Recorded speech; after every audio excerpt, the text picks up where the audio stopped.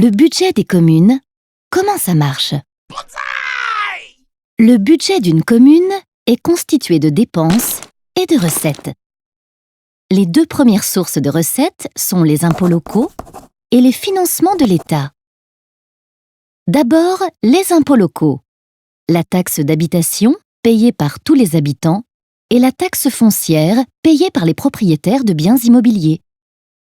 Ces impôts sont calculés en fonction, notamment, de la valeur estimée du loyer des habitations et d'un taux défini par la commune et encadré par l'État.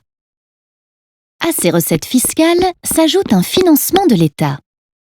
En effet, autrefois, c'était l'État qui gérait les crèches ou la construction des écoles primaires et maternelles, par exemple. Depuis 1982, ces compétences sont déléguées aux communes. Pour qu'elles puissent les assumer, l'État leur verse donc le financement nécessaire. C'est la décentralisation.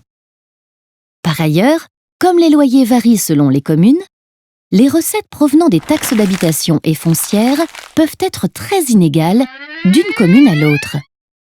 Afin de favoriser l'égalité entre les territoires, l'État donne donc davantage aux communes les moins riches. C'est la péréquation.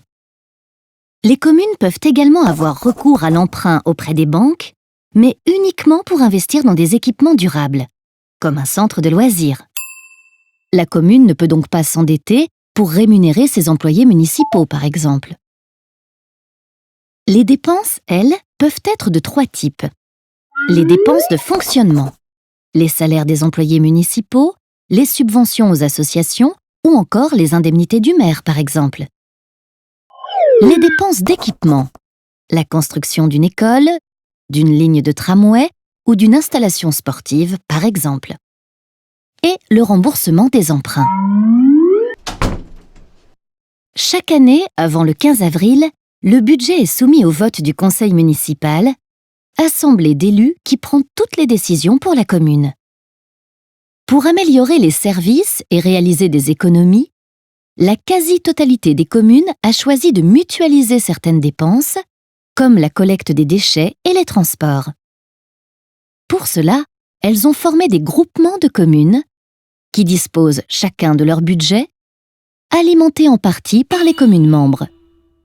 Ces groupements sont appelés, en fonction du nombre d'habitants, communautés de communes, communautés d'agglomération ou communautés urbaines.